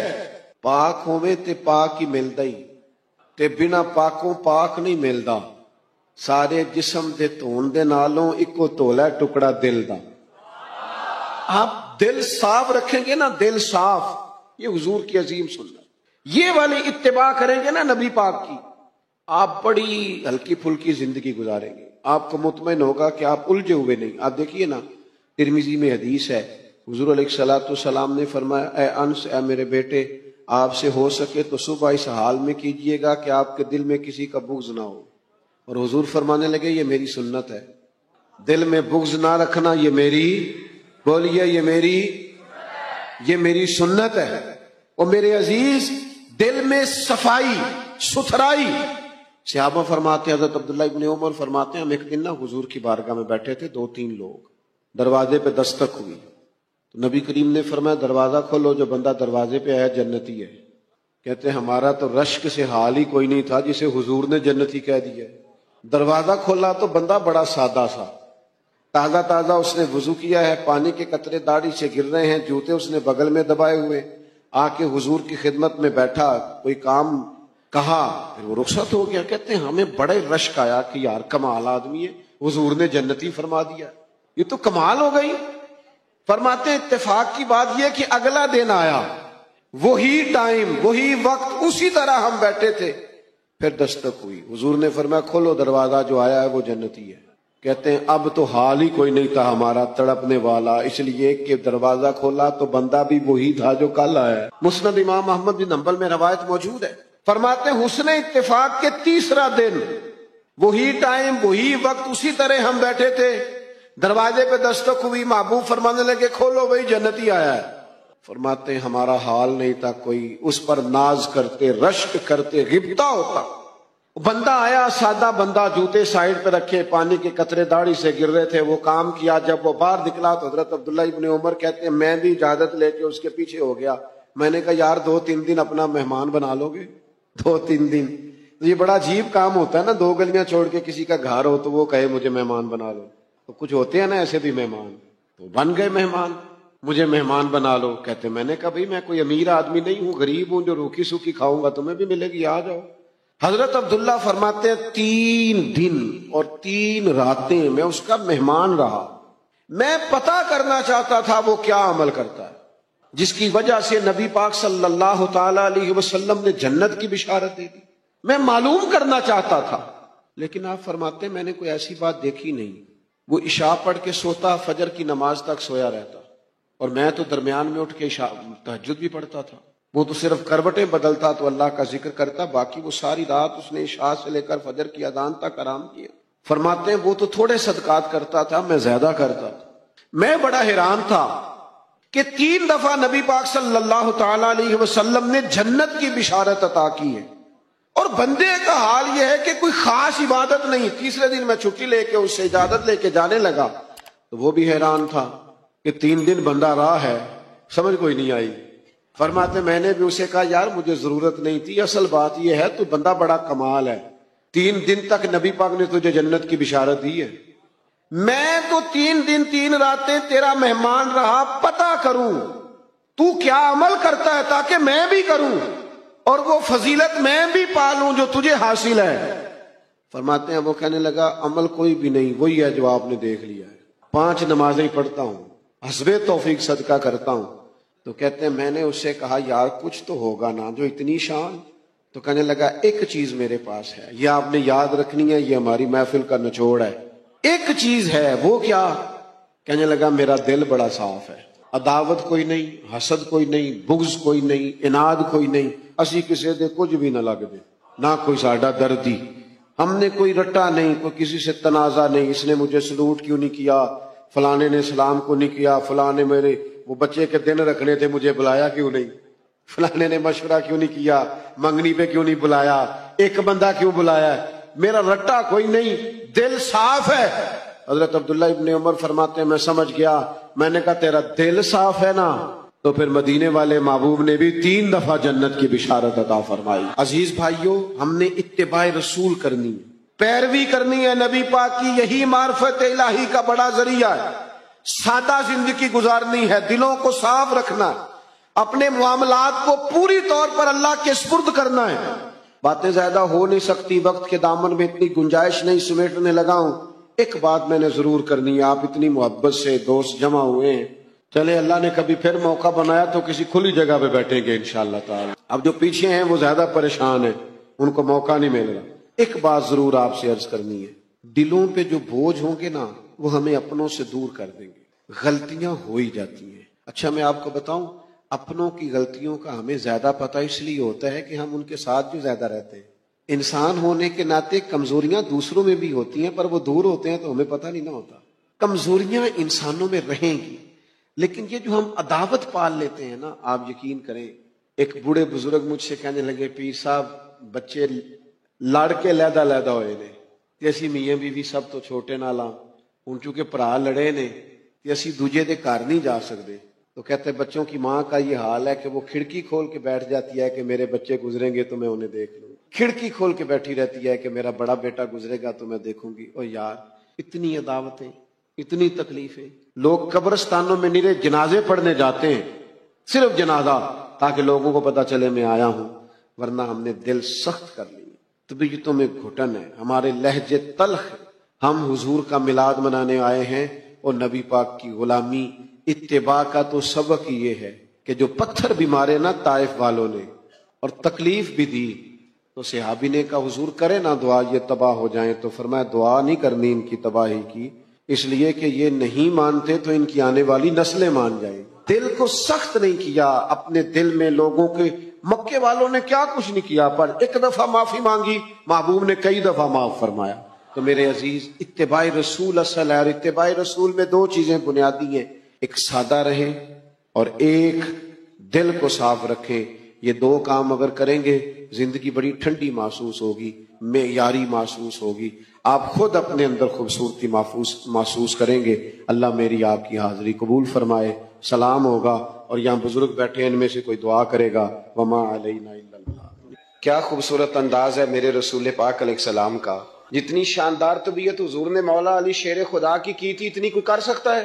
اور جتنی اعلیٰ ترین تربیت اور حسن سیدہ فاطمہ کو اللہ نے دیا کسی اور کو مل سکتا ہے؟ لیکن میرے نبی پاک علیہ السلام نے ان کی شادی کے بعد ان کو اکٹھے بٹھا کے ان کے سر آپس میں جوڑ کے ہاتھ اٹھا کے دعا کی تھی کہ اے اللہ ان کے درمیان محبت پیدا فرما دے. میاں بیوی کے درمیان جو سب سے اہم چیز ہے وہ محبت ہے. بچے کہتے ہیں ہم کدھر جائیں، ابا کی سنیں کہ اماں کی سنیں؟ اور اکثر گھروں میں بچوں کی تربیت رک جاتی ہے اس لیے کہ میاں بیوی کا سلوک نہیں ہوتا، تباہی اتر جاتی. گھر کے اندر ہر شے ہے پر ان کا پیار نہیں. پتہ یہ چلا کہ گھر میں محبت نہ ہو تو گھر نہیں چلتا. اگر محبت کے بغیر ایک گھر نہیں چل سکتا تو محبت مصطفیٰ کے بغیر دین کیسے چلے گا؟ گھر نہیں چلتا میرے بھائی، ٹوٹ جاتا ہے، بکھر جاتا ہے. سارا کچھ ہونے کے باوجود میں نے مردوں کو روتے ہوئے دیکھا ہے، عورتیں تو روتی ہیں، میں نے مردوں کو روتے ہوئے دیکھا ہے کہ کیا کروں 4 بچے ہیں پر اس کو نہیں سمجھ آتی، وہ پاگل ہے، مہربانی کریں وہ سیانی ہو جائے، میں بچوں کے لیے پریشان ہوں، کدھر کیا کروں. یعنی عورت اگر وفادار اور پیار کرنے والی نہ ہو تو مرد کو آنسو نکل آتے ہیں کہ یہ سیانی ہوتی تو میرا گھر بن جاتا. او بھائیو، پیار بڑا ہی ضروری ہے، یہ محبت بڑی ضروری ہے، اس کے بغیر نہیں نظام چلتا. محبت ہو جاتی ہے نا. چلیں ایک واقعہ سناتا ہوں، آپ کو بات زیادہ مضبوط ہو جائے گی. داتا گنج بخش علی حجویری داتا صاحب نے لکھا ہے، یہ آج کل کا جو جدید نوجوان طبقہ ہے وہ ذرا بات جلدی سمجھ جائے گا. داتا صاحب رحمت اللہ لکھا ہے، حضرت عبداللہ بن مبارک رحمت اللہ علیہ سے کسی نے کہا کہ آپ بڑے زبردست محدث ہیں اور اتنی وارفتگی والے صوفی کم ملتے ہیں جتنے آپ ہیں، وجہ کیا ہے؟ تو حضرت عبداللہ بن مبارک فرمانے لگے مجھے نہ توبہ کرنے سے پہلے ایک عورت سے عشق ہو گیا تھا. عورت سے، بڑی توجہ سے بات سمجھنا. آپ فرماتے ہیں میرا گھرانہ نمازی تھا. یہ داتا صاحب نے لکھا ہے کشف المعجوب میں. حضرت عبداللہ بن مبارک فرماتے ہیں کہ جس عورت سے مجھے عشق ہو گیا نا، اس کے محلے میں جا کے میں عشاء کی نماز پڑھتا تھا اور پھر ساری رات میں اس کے گھر کے گرد رہتا تھا. وہ آدھی رات کو تھوڑی دیر کے لیے چھت پہ آتی تھی، 2-1 باتیں ہوتی تھی، میں لوٹ آتا تھا. فرماتے ایک رات میں نے عشاء کی نماز اس کے محلے میں جا کے پڑھی. قاری صاحب نے نا کچھ آیات لمبی پڑھا دی تو مجھے غصہ آیا. کہہ دیتے نا لوگ مولویوں نے کام کو نہیں سانوتے اور بھی ہیں، تو کہتے ہیں کہ نماز لمبی پڑھا دی تو مجھے غصہ آیا کہ جلدی پڑھاؤ. فرماتے ہیں نماز وہاں پڑھی، سخت سردی تھی، رات لمبی تھی، میں اس کے گھر کے گرد جا کے نا تو منڈلانے لگا کیونکہ مجھے اس سے محبت تھی. فرماتے ہیں کہ 1 گھنٹہ 2 گھنٹے 4 گھنٹے 5 گھنٹے حتیٰ کہ سحری کا وقت ہو گیا، اونھ پھوٹنے لگی تو وہ نا بھاگتی بھاگتی چھت پہ آئی اور کہنے لگی کہ گھر میں رش بڑا ہے، مہمان زیادہ ہیں، آج بات نہیں ہو سکے گی. کہتے یہ لفظ کہتے وہ نیچے اتر گئی. جب میں وہاں سے واپس نکلا تو فجر کی اذان شروع ہو گئی. یوں سمجھ لیں کہ 13 گھنٹے 14 گھنٹے بیت گئے. حضرت عبداللہ بن مبارک فرماتے ہیں اچانک نہ میں نے اپنے دل پہ توجہ کی، ساری رات وہ آئی نہیں تھی پر مجھے اس پہ غصہ بھی کوئی نہیں آیا، مجھے وہ بری بھی نہیں لگی، ساری رات اس نے کھڑا رکھا لیکن میرے دل سے اتری بھی نہیں۔ کوئی نہیں سمجھ آئی آپ کو میری بات؟ فرماتے ہیں کہ پھر میں نے اپنے دل پہ توجہ کی تو مجھے سمجھ آئی کہ مجھے اس سے کھرا پیار ہے، سچا پیار ہے۔ یعنی اس نے آدھا جملہ کہا کہ میں مجبور ہوں، تو میں نے اس سے مزید نہ قسم اٹھوائی نہ گواہ مانگے، میں اس کی وہ مجبوری بھی فوراً ہی مان گیا۔ تو جناب عبداللہ بن مبارک فرماتے ہیں کہ جب میں نے وضو کر کے مسجد میں جا کے 2 سنتیں پڑھی نا تو میرے اندر سے آواز آئی، عبداللہ اگر ایک بی بی کے لیے تو ساری رات کھڑا رہ سکتا ہے اور اس کی سخت بات، سخت انتظار بھی تجھے غصہ نہیں دلاتا، اگر عورت کے عشق میں سارا کچھ ہو سکتا ہے تو رب رسول کے عشق میں بھی ہو سکتا ہے۔ پھر ان کی بتائی ہوئی تراویحاں تجھے غصہ نہیں دلائیں گی، پھر ان کا کہا ہوا روزہ تجھے غصہ، پھر تو یہ نہیں کہے گا کہ بڑا مشکل کام ہے جی گرمیاں دے روزے نے، پھر تیری زبان سے کوئی لفظ اس لیے کہ محبوب پر غصہ۔ وہ کسی اردو کے شاعر نے کہا تھا کہ اس نے کہا تھا عشق ایک ڈھونگ ہے، تو میں نے کہا تجھے عشق ہو خدا کرے، پھر کوئی تجھے اس سے جدا کرے، پھر تو اسے تسبیحوں پہ پڑا کرے، پھر تو گلی گلی پھرا کرے، پھر تو اسی کا نام جپا کرے، پھر میں کہوں کہ عشق ایک ڈھونگ ہے اور تو نہیں کہا کرے۔ ایک صاحب نے مجھے ایک دفعہ فون کیا، ہمارے سنگی ہیں، وکیل ہیں، بیوی ان کی پروفیسر ہیں، کہنے لگے جی آپ کے ایک بزرگ نے کہا ہے کہ صحابہ نبی پاک صلی اللہ علیہ وسلم کا بول مبارک، پیشاب مبارک پی جاتے تھے۔ لوگوں کو بڑی جلدی ٹینشن ہونے لگ جاتی ہے ان چیزوں کی، بڑی جلدی، اس رستے کے مسافر نہیں نہ ہوتے، اس رستے کے مسافر نہیں۔ انہوں نے کہا جی کہ صحابہ حضور کا لعاب دہن اپنے چہرے پہ مال لیتے تھے، ناک سے رینٹ نکالتے تھے تو مال لیتے تھے، یہ کیسے ہو سکتا ہے؟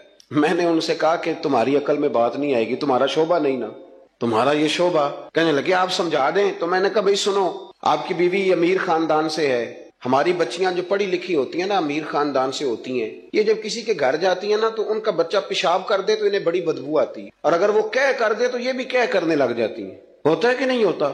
اور گھر آ کے کہتی ہیں وہ بڑے جاہل ہیں، صفائی نہیں کرتے، بچے نے ادھر ہی پیشاب کیا ہوا تھا، میں تو جو کھا کے گئی تھی وہ بھی باہر آ گیا۔ کہنے لگے جی بالکل یہ بھی ایسے ہی کرتی تھی۔ تو میں نے کہا جب اس بچی کا جو بڑا ناک چڑھاتی ہے، جب اس کی اپنی شادی ہو جائے، اپنا بچہ ہو جائے اور بچہ بالوں میں پیشاب کرے، پھر بھی کہہ آتی ہے، کیوں؟ اس لیے کہ اپنا بچہ ہے۔ اور میں نے کہا میاں فرق اتنا ہے کہ صحابہ کا اپنا نبی تھا۔ یہ جب محبت ہو جاتی ہے نا تو پھر گھن نہیں آتی، پھر کوئی، اور پھر مصطفیٰ کریم کا بول مبارک تو اللہ نے ویسے ہی پاک فرمایا ہے۔ تو میں نے کہا یہ باتیں اتنی دیر ہوتی ہیں جتنی دیر تک بچہ غیر کا ہوتا ہے، جب بچہ اپنا ہوتا ہے تو پھر یہ گفتگو، جب تک بچہ غیر کا تھا، جب تک بچہ غیر کا تھا اس وقت تک کہہ بھی آ رہی تھی، بدبو بھی آ رہی تھی، گھن بھی آ رہی تھی، اور پھر بچے نے الٹی کر دی، اماں کے کپڑوں پہ کر دی، اس کے گود میں کر دی، لیکن پھر اماں کو کوئی تکلیف، کیوں؟ اب کیا ہوا ہے؟ اب اس سے پیار ہو گیا، اب اس سے محبت ہو گئی۔ پھر بڑے بڑے سردار، یہ بخاری مسلم ہے، عروہ بن مسعود ثقفی ابھی غیر مسلم تھے، جب حدیبیہ کے مقام پہ آئے تو واپس جا کے انہوں نے پیغام مسلمانوں کو نہیں دیا، عالم کفر کو دیا، جا کے کہنے لگے کافروں مسلمانوں سے کبھی جنگ نہ کرنا۔ کہا کیوں؟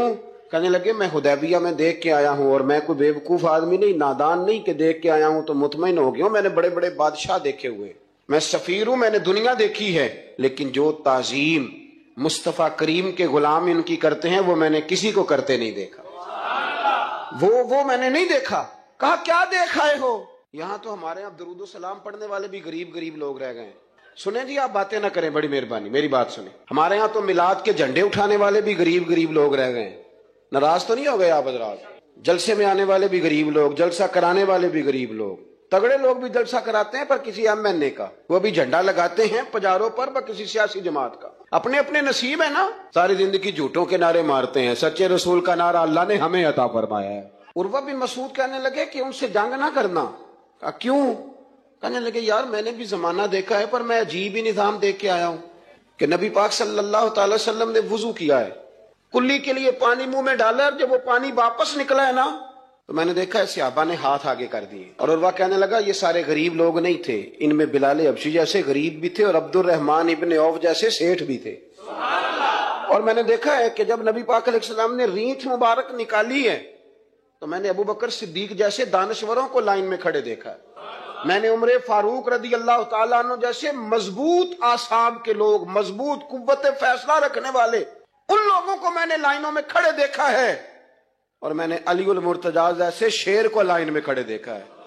میں شیروں کو دیکھ کے آیا ہوں جو لائنوں میں کھڑے ہیں، اور خواہش یہ ہے کہ حضور کی کلی کے پانی کا ایک قطرہ مل جائے، قطرہ۔ اور یار میں نے عجیب رنگ دیکھا ہے، عجیب۔ آج تو میری جماعت کا یہ حال ہوا ہے کہ جعلی پیروں پہ تنقید کرتے کرتے لوگوں نے اصلیوں کا ادب بھی چھوڑ دیا ہے۔ اب تو یہ حال ہوا ہے کہ یہاں درد والی سوز والی مجالس میں بھی یوں لگتا ہے محفل نہیں میلہ ہے۔ کہاں گئے آنسو، کہاں گیا درد، کہاں گیا ادب، کہاں گیا سوز، کہاں گئی وہ کیفیات؟ عروہ بن مسعود کہنے لگے خبردار ان سے جنگ نہ کرنا، اس لیے کہ جو اپنے مصطفیٰ سے اتنا پیار کرتے ہیں وہ دین کا جھنڈا کبھی زمین پہ نہیں گرنے دیں گے۔ آپ لوگ اپنی اپنی جگہ پہ بیٹھیں جی، اب پیسے لے کے نہ آئیے گا۔ اور ایک مسئلہ شرعی اور یاد رکھ لیں، بات سامنے آ یہ جائز ہی نہیں شرعن۔ پتہ ہے آپ کو مسئلے کا؟ نابالغ بچہ کوئی چیز کسی کو دے تو اس سے لینا جائز ہی نہیں، وہ خوشی سے بھی دے تب بھی لینا جائز نہیں، جب تک وہ بالغ نہیں تب تک وہ دے سکتا ہی نہیں۔ اس مسئلے کو ہمیشہ ذہن کے اندر رکھیں۔ سمجھ آ رہی ہے میری بات کی؟ نہیں کوئی نہیں، آپ نے سمجھا نہیں بات کو، سمجھتے تو ہاں نہ کرتے۔ نابالغ بچے کو کبھی پیسے دے کے نہیں اٹھائیں، اس لیے کہ جائز نہیں اس کے ہاتھوں سے لینا، جائز نہیں۔ ورنہ مولانا دیدار علی شاہ صاحب رحمۃ اللہ علیہ اعلیٰ حضرت کے خلیفہ تھے، وہ کہتے مجھے کئی دفعہ میرے یاروں نے کہا تھا کہ اعلیٰ حضرت سے ملنے چلے، تو میں کہتا تھا میں خود سید ہوں، خود عالم ہوں، میں کیوں جاؤں کسی کے پاس۔ کہتا جس دن پہلے دن گیا نا تو ایک چھوٹا طالب علم کنویں پہ پانی نکال کے وضو کر رہا تھا، میں نے کنویں سے پانی میں نے سمجھا کہ ڈیوٹی، آپ کو پتا نا بڑی مصیبت ہوتی ہے طالب علموں کے حصے میں آئی ہوئی، سارے کام ان بیچاروں نے کرنے ہوتے ہیں، یعنی قدموں کے نیچے فرشتوں نے پارے بچھائے ہوتے ہیں اور کندھے کے اوپر کمیٹی والوں نے قربانی کی کھال رکھی ہوتی ہے، یہ طالب علموں کا عشر ہوتا ہے۔ تو وہ طالب علم بیچارہ پانی نکالا ہوا تھا، اس نے، سید صاحب کہتے ہیں میں وضو کرنے لگا نا تو طالب علم کہنے لگا بابا جی پوچھ تو لو، پانی تو میرا ہے۔ میں نے سمجھا کہ شاید خدمت پہ مامور ہے، نمازیوں کو وضو کر، اس نے کہا پانی تو میرا ہے۔ تو میں نے کہا چل بیٹے تو اجازت ہی دے دے میں وضو کر لوں۔ تو کہنے لگا آپ کو مسئلے کا پتہ ہونا چاہیے، میں نابالغ ہوں، اپنی مرضی سے بھی چیز کسی کو نہیں دے سکتا۔ سید صاحب کہتے ہیں میں نے اللہ اکبر کہا اور میں نے کہا دیدار علی شاہ تو بڑا عالم ہے، اور احمد رضا کے تو نابالغوں کا علم بھی تجھ سے زیادہ ہے۔ اس کرو مدح اہل دول رضا، اور پڑے اس بلا میں میری بلا، میں تو گدا ہوں اپنے کریم کا، میرا دین پا رہا ہے نانے۔ کعبے کی رونق کعبے کا منظر، اللہ اکبر اللہ اکبر، دیکھو تو دیکھے جاؤں برابر، اللہ اکبر اللہ اکبر۔ حیرت سے خود کو کبھی دیکھتا ہوں اور دیکھتا ہوں کبھی میں حرم کو، لایا کہاں مجھ کو میرا مقدر، اللہ اکبر اللہ اکبر۔ حمد خدا سے تر ہے زبانیں، کانوں میں رس بولتی ہے اجانے، بس ایک صدا آ رہی ہے برابر، اللہ اکبر اللہ اکبر۔ قطرے کو جیسے سمیٹے سمندر، مجھ کو سمیٹے مطاف اپنے اندر، جیسے سمیٹے آبوں سے مادر، اللہ اکبر اللہ اکبر۔ مانگی ہے میں نے جتنی دعائیں، منظور ہوگی مقبول ہوگی، میٹھا رحمت ہے میرے سر پر، اللہ اکبر اللہ اکبر۔ یاد آ گئی جب اپنی خطائیں، اسکوں میں ڈھلنے لگی التجائے، رویا غلاف کعبہ پکڑ کر اللہ اکبر اللہ اکبر، اپنی عطا سے بلوا لیا ہے مجھ پر کرم میرے رب نے کیا ہے، پہنچا ہاتھی میں کعبہ کے اندر، اللہ اکبر اللہ اکبر، کعبے کی رونق کعبے کا منظر، اللہ اکبر اللہ اکبر۔ حضرت بہاولحق نقشبند بخاری رحمت اللہ تعالی علیہ بہت بڑے درویش گزرے، سلسلہ نقشبندیہ کے امیر تھے، اور کیا بات ہے ان کے سلسلہ مبارکہ کی بھی اور ان کی خدمات دینیہ کی بھی۔ آپ فرماتے ہیں کہ میرے دل میں تڑپ پیدا ہوئی کہ میں کسی شیخ کی نوکری کروں، خواہش پیدا ہوئی، تو میں نے حضرت امیر کلال کا تذکرہ سنا۔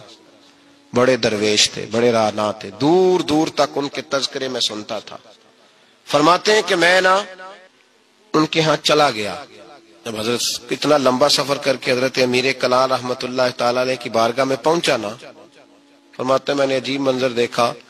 حضرت صاحب جن کی میں نے بڑی تعریفیں سنی تھی، بڑی بات سنی تھی، بلے بلے سنی تھی، جب میں پہنچا تو انہوں نے 4-5 لڑکے ساتھ لگائے ہوئے ہیں اور صاحب کشتی کر رہے، کشتی ہو رہی۔ وہ کہتے ہیں میں نے کہا یہ بھی کوئی صوفی ہے جو کشتیاں کر رہا ہے، یہ بھی کوئی طریقہ ہے؟ ان کو چاہیے تھا بیٹھے ہوتے حدیث پاک پڑھ رہے ہوتے، ذکر اذکار ہو رہا ہوتا، یہ کشتیاں کر رہے ہیں۔ خیر میں نے کہا سفر بڑا لمبا کیا ہے، اب آ گیا ہوں تو چلو رات تو رہ نہیں ہے، کوئی ہوٹل تو ہے نہیں یہاں وقت گزر سکے۔ حضرت امیر کلال رحمت اللہ تعالی علیہ مجھے ملے، لیکن چونکہ میرے اندر وہ زاویہ نہیں تھا، ٹوٹ چکا تھا۔ وہ ملاقات ہوئی تو میں نے کہا سلام لی، کیسے آئے؟ میں نے کہا زیارت کے لیے آیا تھا، کھانا کھلایا، رات مجھے سلا دیا۔ فرماتے صبح رات جب میں سویا تو میں نے عجیب خواب دیکھی کہ میں دلدل میں پھنس گیا ہوں، جتنی باہر نکلنے کی کوشش کرتا ہوں اندر دھستا چلا جاتا ہوں۔ اچانک میری خواب میں حضرت امیر کلال تشریف لائے اور آ کے انہوں نے میرا بازو تھاما، اللہ اکبر کہا اور مجھے باہر نکال دیا۔ فرماتے میں جب اٹھا تو پسینے سے شرابور تھا، حالت میری بڑی عجیب تھی۔ اتنی دیر میں فجر کی اذان ہوئی، نماز پڑھی تو حضرت امیر کلال رحمت اللہ علیہ خود میرے لیے ناشتہ لے کے آئے اور فرماتے ہیں میرے آگے ناشتہ رکھ کے کہنے لگے بیٹے اگر ہم کشتی نہ کرتے تو رات تجھے دلدل سے کیسے نکالتے، اگر کشتی نہ کرتے تو دلدل سے تجھے کیسے نکالتے۔ پھر فرمانے لگے یہ کشتی میں لوگوں کو اپنا پہلوان ثابت کرنے کے لیے نہیں کر رہا، مجھے پتہ چلا ہے کہ کافر اس علاقے پہ حملہ کرنے والے ہیں، ہم بھی جہاد کی تیاریاں کر رہے ہیں۔ تو یہ جہاد کی تیاریوں کے لیے کام ہو رہا تھا، تو نے پوچھ تو لینا تھا بات کیا ہے، تو نے تھوڑا پوچھ تو لینا تھا، تو تھوڑا سا تفصیلات میں چلا جاتا، کسی سے پوچھ لیتا۔ دیکھیں نا کبھی کبھی میں محبوب کے وہ فرمان دیکھتا ہوں تو دل میں رکھے اٹھتا ہے، جب محبوب نے کہا تھا تیری نظر بھی دائیں بائیں نہیں اٹھنی چاہیے، نظریں جھکا کے رکھنا، جھکا کے، کانوں سے وہ سننا بس جس کی تجھے ضرورت ہے، اور زبان سے محتاط جملے بولنا۔ جب نظر بری چیز دیکھے گی نہیں، کان سنیں گے نہیں تو دل میں وسوسے آئیں گے ہی نہیں۔ ہمیں تو پہلے دن سے شریعت نے محتاط رہنے کا حکم دیا۔ میرے عزیز دوستو، سلسلہ طریقت کے عزیزوں، میری آپ سے یہ گزارش ہے، سمجھ لیں ایک نئے سرے سے دوبارہ سبق شروع کر رہا ہوں آپ کے۔ آج کا سبق آپ کے لیے یہ ہے کہ زندگی میں کسی بھی مومن صحیح العقیدہ کے بارے میں برا خیال نہ پیدا کریں، بلکہ ہمارے صوفیاء تو فرماتے ہیں کسی بد عمل کو دیکھ کے بھی یہ نہ سوچ کہ یہ بد عمل اور میں نیک ہوں، یہ بڑی بیماری ہے۔ فرماتے ہیں ہو سکتا ہے ایک وقت ایسا ہے تیری توفیق چلی جائے اور اس کو اللہ توبہ کی توفیق دے کے اپنا ولی بنا لے، تو اچھی سوچ رکھ، مثبت رائے قائم کر۔ ٹھیک ہے جو لوگ غلط ہیں تمہیں اگر غلط لگتے ہیں تو کنارہ اختیار کر، لیکن کبھی بھی اور بالخصوص اللہ کے نیک بندوں کے بارے میں، رب کریم کے اولیاء کے بارے میں، دین کے خدام کے بارے میں زندگی میں کبھی منفی نہ سوچیں، کبھی منفی نہ سوچیں۔ آپ کو پتا ہے کسی عالم دین کی توہین اس لیے کرنا کہ وہ دین کا عالم ہے، یہ کفر ہے۔ میرے حضرت صاحب ایک جملہ کہا کرتے تھے، ایک شخص نے کہا حضور تہجد کے لیے نہیں اٹھا جاتا، اب تو خیر لوگوں سے فجر کے لیے بھی نہیں نہ اٹھا جاتا، تہجد کے لیے نہیں اٹھا جاتا۔ تو حضرت صاحب فرمانے لگے رات کو اچھی سوچ کے ساتھ سویا کر، اچھی سوچ کے ساتھ سویا کر۔ تو پھر مسکراتے مسکراتے فرمانے لگے محبوب کی سوچوں میں سویا کر، یار کی سوچوں میں سویا کر، تو اسے سوچتا سوچتا سویا کر، صبح خود ہی تجھے بیدار کر لیا کرے، پر اس سے دل لگانا، اسے سوچتا سو، تو کسی اور کو سوچتا کیوں ہے، کسی اور کی طرف تو دیکھتا کیوں ہے؟ تجھے ایک دفعہ حضرت صاحب بیٹھے تھے اور 2-3 مشائخ اور بھی بیٹھے تھے ساتھ ساتھ، تو مجھے ایک دوست نے بعد میں کہا کہ وہ جو 30 نمبر پر بزرگ بیٹھے تھے ان کی پگڑی دیکھی تھی؟ میں نے کہا قسم اللہ کی سوائے اسے میں نے دوسرے کسی کو دیکھا ہی نہیں، میں نے دیکھا نہیں، مجھے کیا پتا کسی کی پیلی تھی کہ نیلی تھی، مجھے تو اتنا پتا ہے جسے میں دیکھ رہا تھا۔ اور ویسے بھی ایک ول پجیا مینو صدق نہیں تیندا، اور کدے ول پجاؤ، او بھائی ہم تو ایک کو نہیں راضی کر پائے، تو ادھر بھی دیکھ تو ادھر بھی دیکھ، دیکھا ہی نہیں جاتا۔ سوچوں میں رہیں اور مثبت سوچ رکھیں، ٹھنڈی اچھی خوبصورت۔ میں سب سے پہلا فائدہ یہ ہے کہ اللہ آپ کو سکون کی دولت عطا فرمائے۔